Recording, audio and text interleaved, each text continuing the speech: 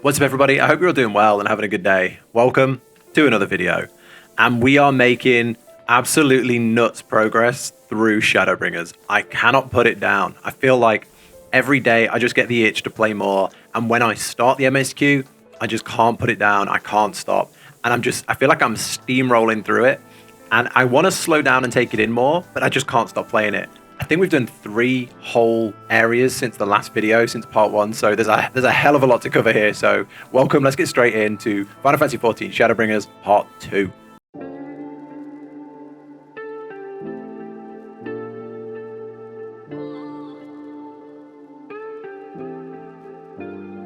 Welcome back everybody to the second part of the Final Fantasy XIV Shadowbringers series. First of all, thank you all so much for coming to this video, and thank you for all your support on the first one. It seemed really well received. There were loads of really nice comments on there. People were liking the video, so I really do appreciate that. It really helps with the YouTube algorithm, and it's nice to know that people enjoy the video. So thank you all so much for that. So where we left that one off, we had got to Shadowbringers. We'd done the first 2 zones. So we'd done like the Lakeland area. We'd done the Alphinae and Alphinor and Alizé story. And we'd gone to Eulmore. We'd done all of that kind of intro. And then we went to the Fae area and finished up with the big raid in that area. So taking down the second Light Warden. So that's where we're picking up from today. And I feel like we've made quite a lot of progress, so let's get straight into this one. So the first place you come is the Eureka Greatwoods, and I think this place is phenomenal. I think I said Azim Steppes is one of my favorite areas in Final Fantasy. Final Fantasy XIV just got a new favorite for me because this is amazing. I love Eureka Greatwoods. So you meet up with Y'shtola and you learn about Slitherburg, and I thought that like the religious group here that worship the darkness, I thought that was just such a cool story. And I really like the characters here. I thought it was really good. The whole story of how they came here and how they do things and how you have to get used to their customs. I just really liked it.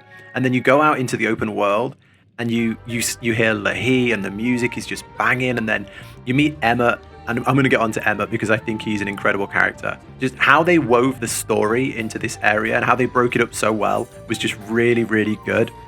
And I think it's one of my favorite areas now. And it's not just Slitherburg that had great characters. I really liked the Viera that you meet, I can't remember their name, but like the clan of Viera that live in the trees. I thought that was so cool because I think they're the first real Vieras that you meet and have a proper story with, like the first set of tribal Vieras that you meet. You meet a couple of Vieras along the way, but this was like the first big Viera tribe, and I thought it was really cool. They reminded me of like woodland elves, but it was just different, and it was just really unique, and I really liked it. The whole little story here, I wish it was longer. It was just so good. And then the whole Indiana Jones style of solving the puzzles and the little instance content here was really enjoyable. You've got like the boulder, like something out of, I don't know. On stream I said Crash Bandicoot, but I was corrected that it's from Indiana Jones. But yeah, you have to run away from the boulder. Took me a while to understand what was going on, but yeah, this was really cool. I thought they'd just done an amazing job with the pacing of this area. It's just really fun. And then I am always honest in these videos. I always tell you what I love, and I always tell you the things that bother me. And there's literally one thing in Shadowbringers that bothers me a little bit, and it's the main character plot armor. And I think I'm still a little scarred from Stormblood, how they keep bringing people back. But I don't mind if they don't want to kill a main character. It's fine. But they keep doing this thing where they bait a death. They go, oh, Y'shtola, is she okay? And like everyone in chat was like, oh my god, she's dead, crying face. And in the game, like everyone was crying. Do not fail. But in my mind, I was just like, okay, I wonder how they're going to bring her back. I wonder how she's going to be fine. And within like 5 minutes, they brought her back and it was fine. And I guess that's getting a little annoying now because they've done it a few times in Shadowbringers. I think we'll see another one soon. But yeah, I'm just getting a little pointless. It's getting a little tedious. And then we had a really good welcome to the end of zone dungeon. I absolutely loved the Eureka Greatwoods as a whole. I thought it was amazing. So we got a really warm welcome to the end of zone dungeon. I love how in Shadowbringers they pace the areas so well. each area has its own story with its own characters and its own plot, and then they wrap it all up with a nice dungeon or trial, just to end the zone on a high. And I think it breaks them up so well, and the pacing is just perfect for me. And then they keep spelling Gabsid at the start of the dungeons. I'd show you what that means the other way around, but I don't want to get demonetized. I'm sure you can work it out backwards. And then Qitana Ravel. Quitan. I'm waiting for it to come up on screen. The Qitana Ravel. Yeah, this was a cool dungeon. It's a cool dungeon. Very very like Explorer, Tomb Raider style. Pretty interesting. Definitely wasn't it wasn't Holminster Switch levels of hype, but it was fun. It was fun nonetheless. I did enjoy this one. I like how there's more variety to the non-boss monsters now. It seems like even the non-bosses have like really cool and interesting mechanics for you to work out. It keeps it interesting in between just like clearing trash. And then you slurp up that delicious light. Again, that's the third light ward in that one. And there's just this overwhelming feeling that keeps coming out of Y'shtola and Urianger keep hinting at you can't take too much light. And it just always feels like at the start in Holminster Switch, you felt like this was an amazing, good thing, and you were just like this incredible hero. And by like the third light, I didn't have that feeling. I was like, oh, and I was really apprehensive. And they put the feeling of doubt and uncertainty and just general uneasiness. It doesn't feel like this big achievement anymore. It feels like you're weighing the scales between good or bad, or like it like what you're achieving, is it worth it, kind of thing. And you're always very nervous. And yeah, there was no celebrations after the third one. I was really worried. And then let's talk about the writer. The writer, I said this on stream, the writer needs the equivalent of knighting in their country. They are incredible. I've never seen writing like this in a game, in an MMO specifically, right? Because it's just so good. And how they wrote Emmett is just on a whole different level. They made someone who's wholly evil and to be hated, but they made him so charming and calculating that he was almost likable, at least for a long time. And just how they make him maybe not a villain, but what's the word? Protagonist? Is that the word? Maybe someone who's, they've got an agenda and you don't know what it is, and you're always not sure if you trust them or not. But they just made him so charismatic and interesting, and just his mannerisms, his cool little wave as he walks away, his facial expressions that seem so well done. Everything about him makes him so likable, and at the same time, he has the great villain energy. I think he's one of my favorite characters in the whole of the series. I just think he's so well written, animated, designed, just everything. I think I said on stream, he also looks like an e-boy with his white hair, chiseled jaw, earring. He's a charming danger man.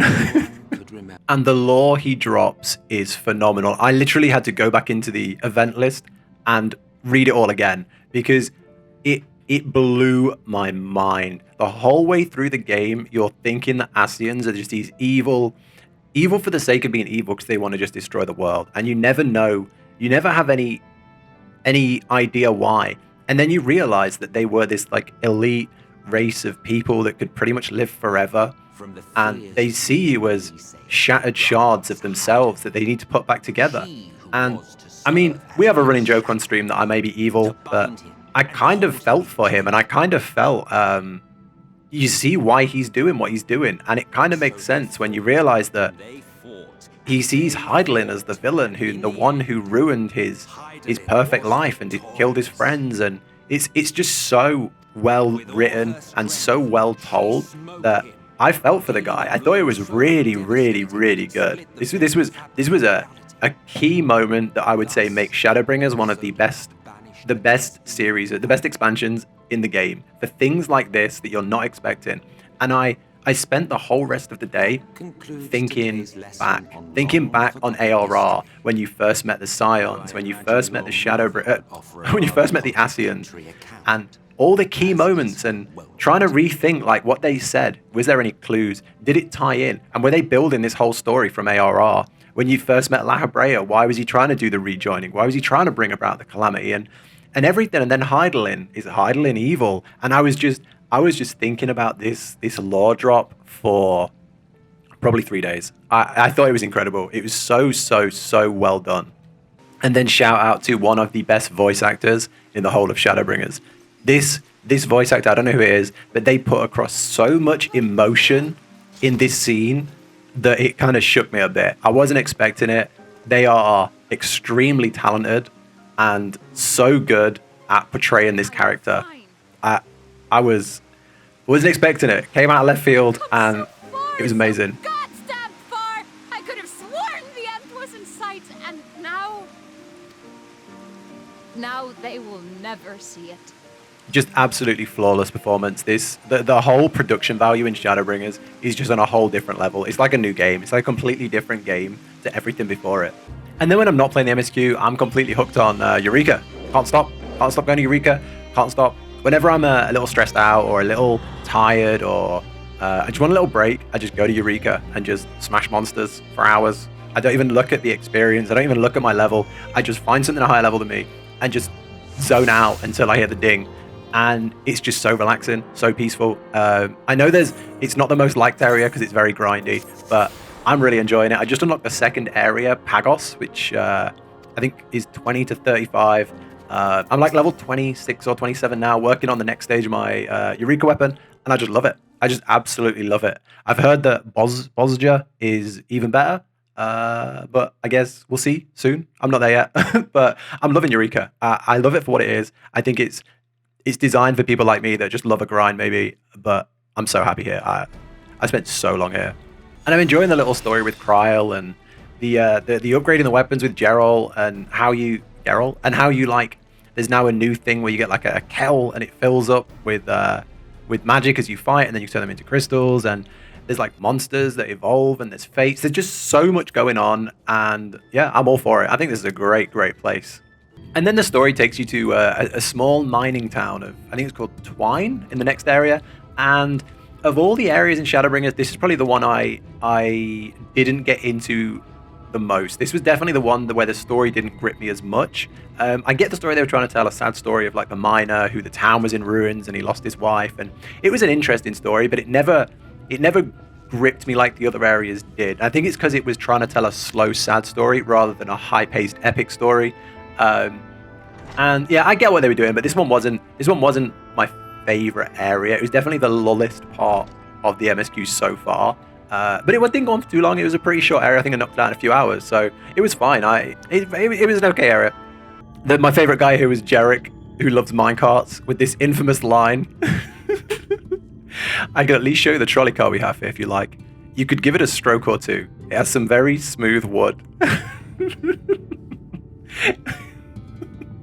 This guy loves his carts, and he's got a very good appreciation for wood. I was laughing for a while at this. This was a nice little joke. The writers just love to have a bit of fun with the story. I think it's really good. And the area really picked up for me when they started telling the Minfilia, Ryne and Thancred story. I thought that was really cool. How they've woven Minfilia, who I thought was a pretty dull and irredeemable character, back into the story in an interesting way.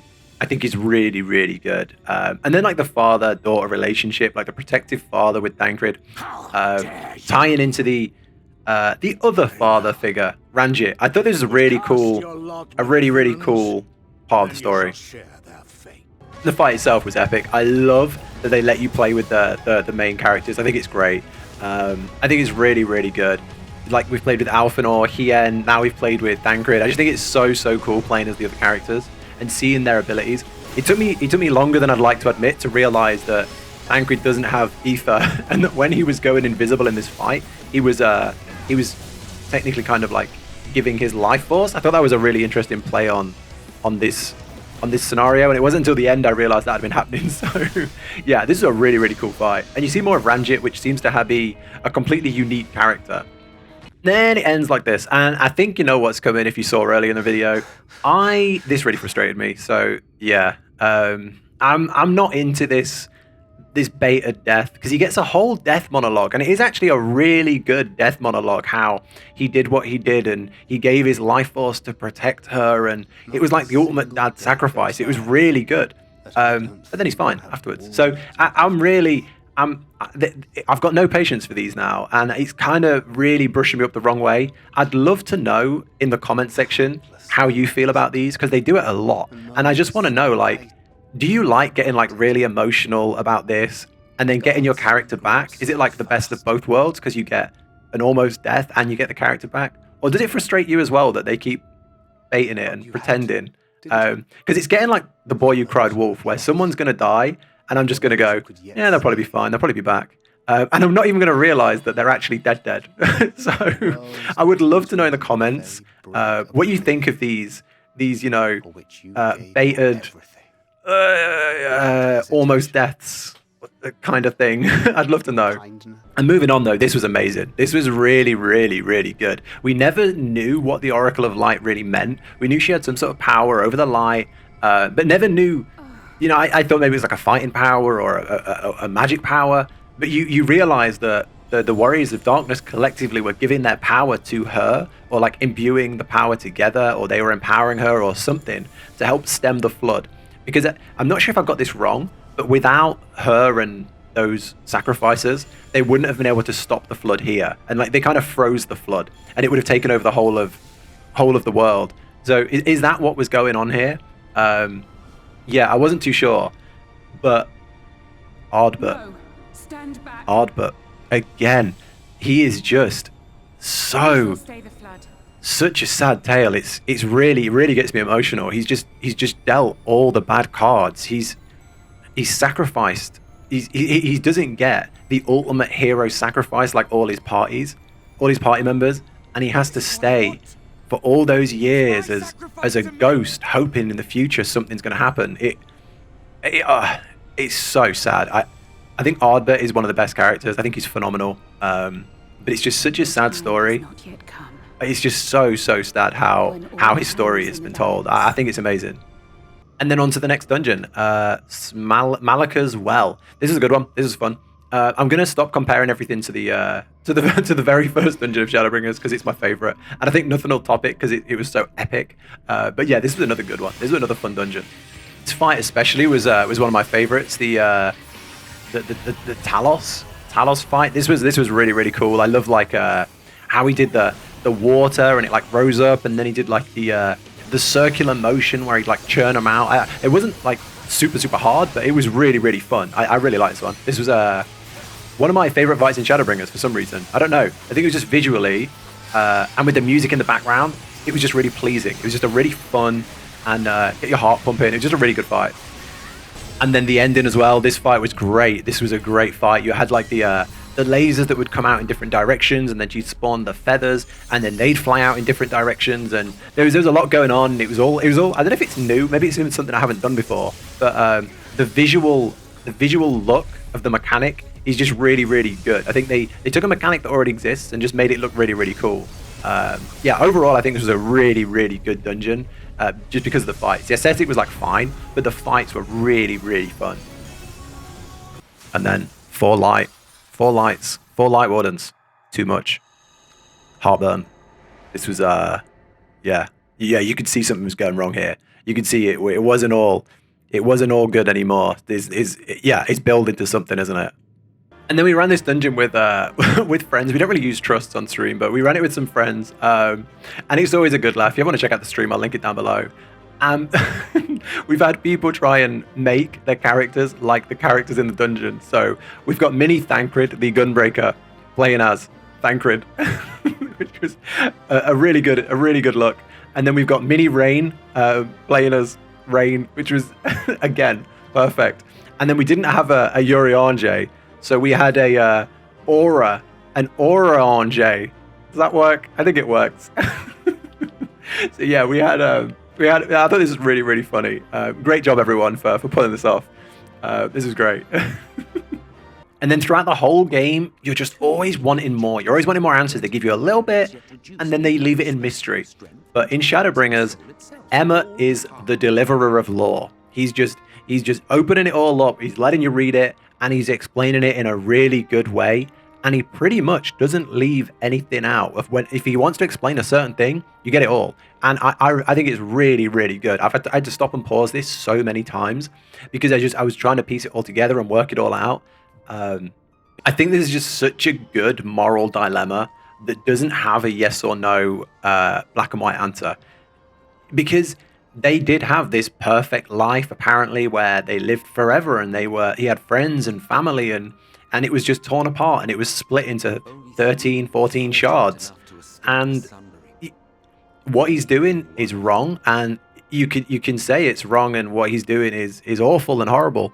But his reasons and his motivations, you can see and you can get behind them in a way, and it's definitely a morally grey area of is one sacrifice worth what he lost, and where would you draw the line on his morals? And I definitely found myself thinking about this for a long time, because it's really not as simple as, yep, he's just evil now. Because it was so easy to just say, Ascians are evil, they're the bad guys, let's kill them.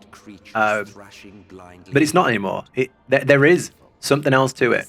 And they keep hinting this whole time that we're involved. I don't know if we're an Ascian, I don't know if we were there at the start with them, but they keep hinting that we're like them, or that we have a place, or that there's something about the Warrior of Light and this whole story which I can't wait to see. And things like this, these big lore drops, just make me want to play so much more, because I know there's more coming, and I just want all the story. I just can't get enough of it. And yeah, the MSQ train is really going on. I can't stop. So yeah, on to the next area. Return to Calusia, where we are going back to Eulmore. And again, this was just so good. This was another real huge highlight in the MSQ for me. But they do not act of their own free will, and we must not harm them. We must not harm them. We must not harm them.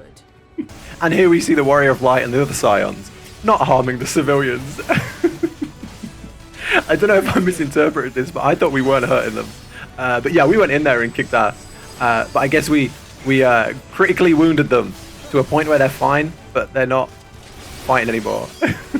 It just felt funny how they were like, I thought we were going to go and do something like sneaky and sneak in, or I don't know, hit them with pool noodles or something, but no, we just ran in there with a katana and brought them to their knees, I guess.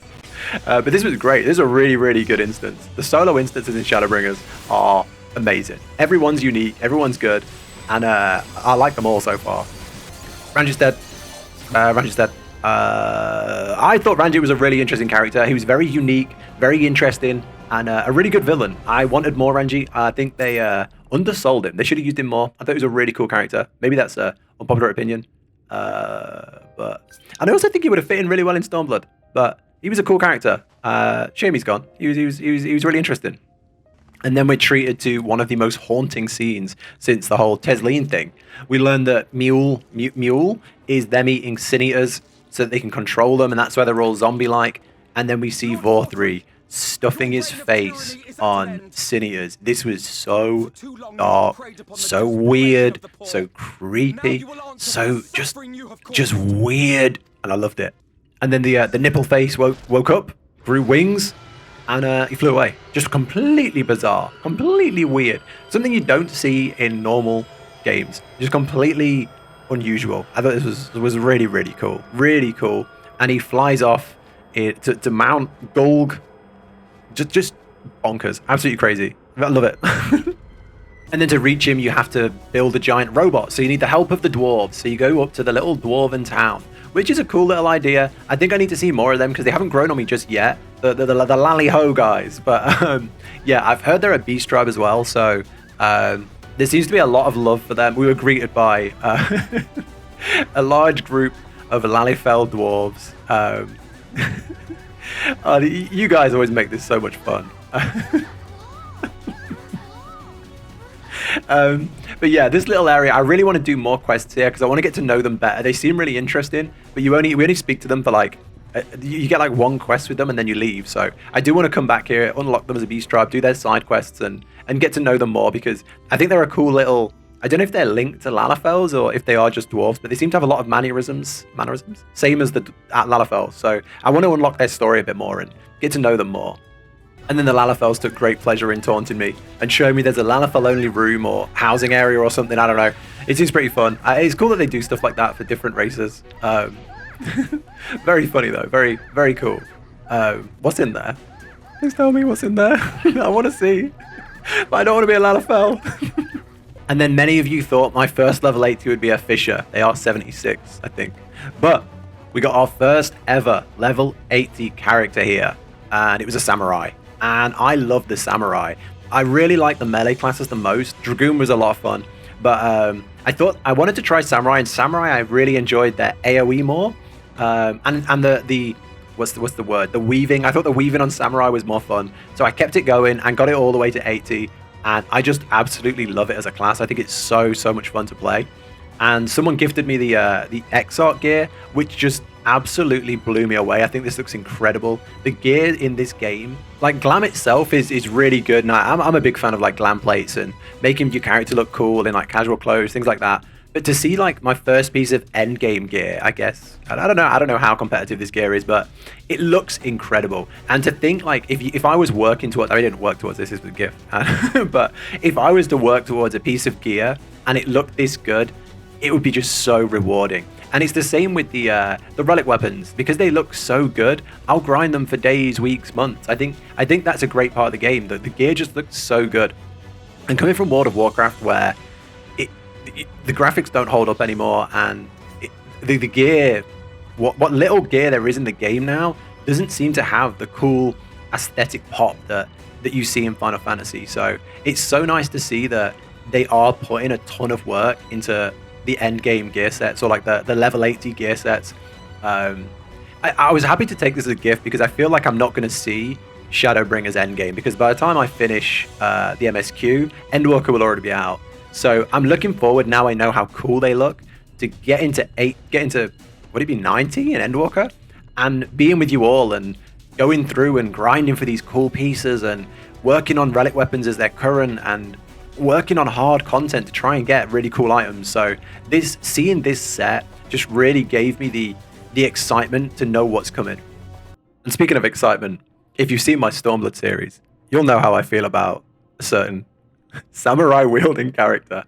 I cannot stand Xenos. I find him the most dull, vanilla, lackluster character.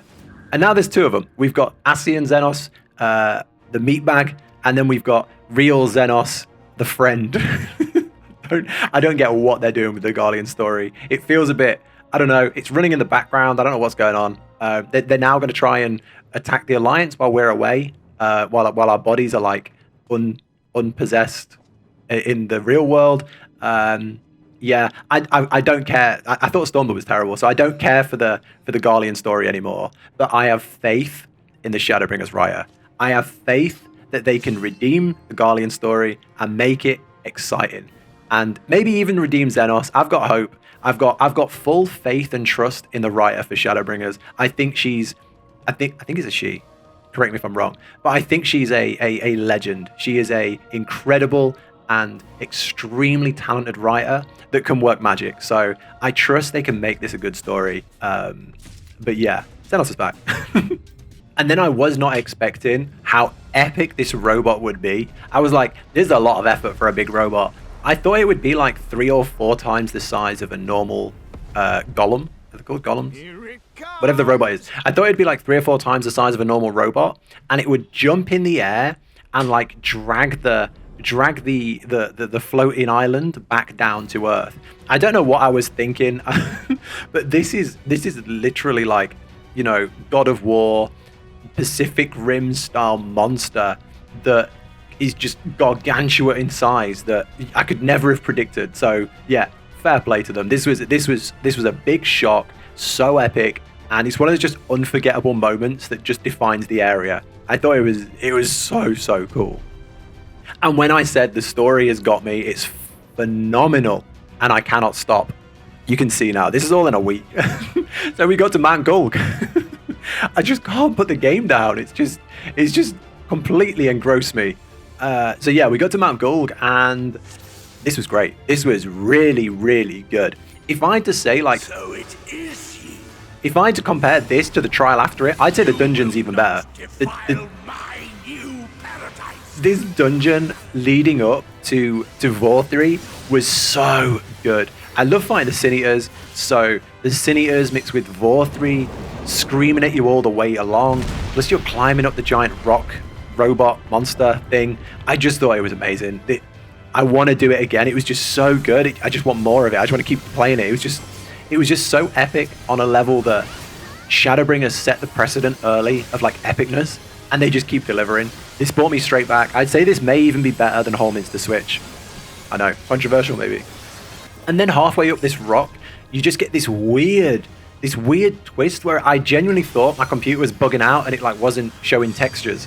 But you get this weird twist into like an angelic, like godly palace, which was just so cool. I just wasn't expecting it. I thought this was all going to be like a rock monster fight, but yeah, this was just such a weird twist that I wasn't expecting at all. One of the coolest bosses, just so unique, such a cool idea. Fighting a giant Rubik's Cube, and then where the faces are, it will attack. I just thought this was amazing. I absolutely love it. I think I clocked this pretty early on in the fight, what was going on. I think as soon as it did its first one, I kind of grasped what was happening. But just such an interesting fight. I don't think it was overly hard, but it was great fun. It was great fun. I really, oh man, I love this dungeon. This may be one of my favorite dungeons of all time. It was that good. And then the main event, Vorthree. I don't know why, but I struggled hard on this fight. I don't know if it was because it was like 2 a.m. and I was like really tired at the tail end of like a 7-hour stream. And I don't know if there was a lot of mechanics, but I died like 2 or 3 times on this fight. I father-than this so hard. There's just so much going on. I'm terrified to think what an extreme version of this fight would be. The first part's fine, like when he's big Vorthree, and then when he turns into like godly Vorthree, I guess you'd call it, or handsome Vorthree as people in chat were calling it. It just went crazy. There was like this weird thing on the floor that was moving. I think there's some sort of like moving mechanic of a predictable pattern that you have to follow to not die, but I definitely didn't know it. And I love like challenging fights, so I thought it was great, even though I got completely deleted. But that just makes me want to do it again. Like I want to play it again, and I want to maybe get so good at it that I don't die in it because it was such an epic fight. And then you realize why Vorthree is the way he is, why he's eating Sin Eaters, why he believes himself to be a god and believes himself better than everyone else. And that's because he was the son of the mayor, imbued with the life force of a Sin Eater. So he was like half and half maybe, which is maybe why he had 2 heads. I still haven't quite worked exactly why it is, but he was kind of half man, half Sin Eater, and half Light Warden, maybe. But yeah, really interesting twist that I definitely wasn't expecting. I thought there was some sort of power he had, but I didn't understand where it came from. I thought it was just from eating them, but this makes so much more sense, and it explains why he had the power he had. And then the big twist, a big twist. You can't take any more light. It hit its peak, and it's overflowing out of you. You're about to turn into like a Light Warden. Really epic, really